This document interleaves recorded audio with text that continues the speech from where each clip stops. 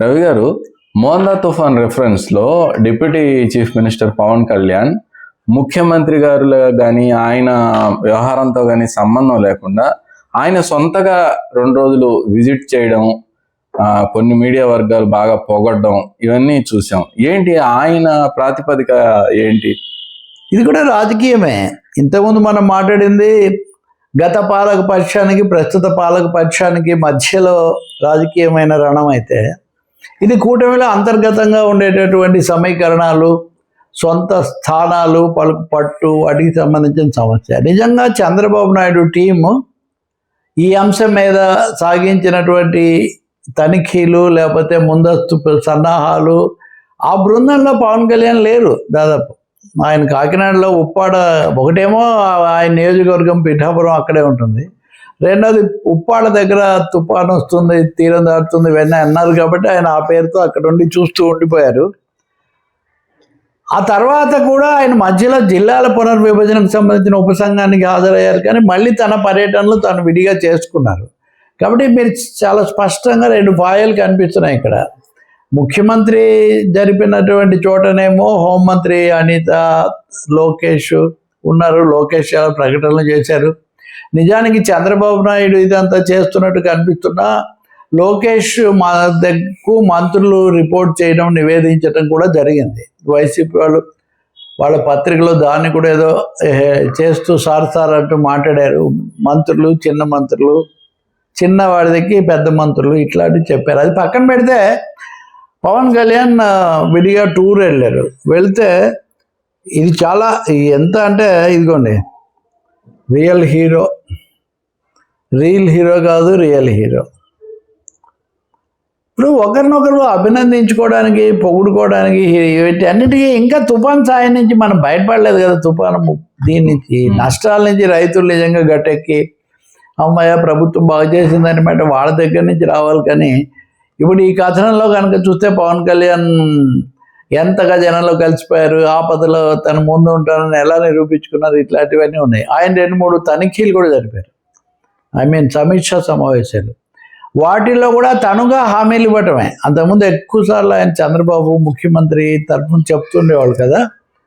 ఈ చంద్రబాబు టీంలో లేకుండా విడిగా తన సపరేట్ ట్రాక్, ఒక సొంత ట్రాక్లో ఆయన పయనించటము, ఈ సూపర్ హీరో ఇవన్నీ కూడా ఆయన గురించి ఈ విశేషణాలన్నీ వాడి ఒకరికొకరు చెప్పటము.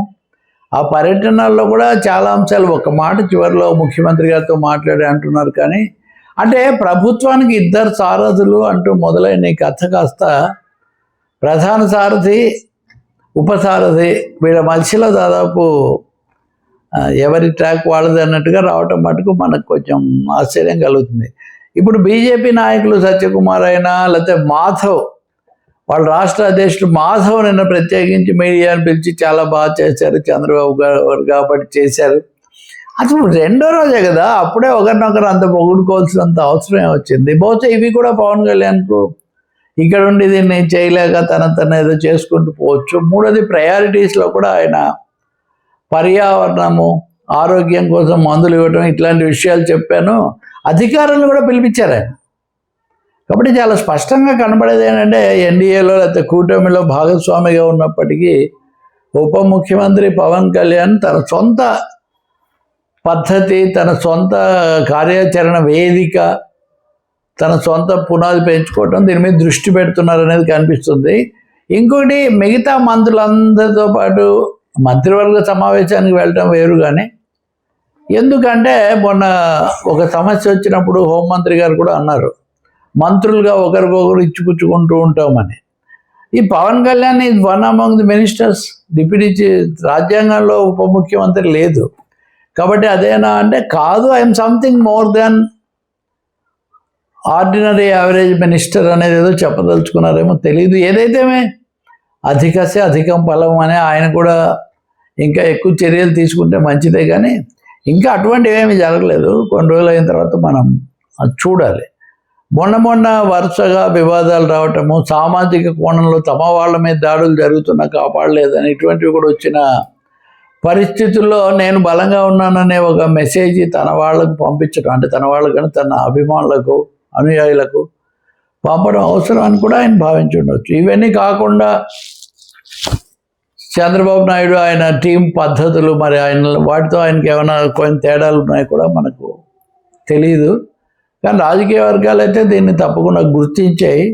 నేను ఒక తెలుగుదేశం ముఖ్య నాయకుడిని వాళ్ళ బృందంలో దగ్గరగా ఉండి ఆయనను అడిగాను, ఏంటి అంటే ఇవన్నీ మామూలే కదండి, మిశ్రమ ప్రభుత్వాలు కూటమి ప్రభుత్వాలు అన్నప్పుడు ఎవరికి వాళ్ళు తమ సత్తా చూపించాలి, తమను తాము బలోపేతం చేసుకుంటారా అనుకుంటారు కదా. పవన్ కళ్యాణ్ కూడా అవి ఉన్నాయి కొన్ని, నేను వేరు నా స్థానం వేరని, అందుకోసం ఇట్లాంటివి జరుగుతున్నాయి అన్నారు. కాబట్టి ఇది second political dimension. Okay sir.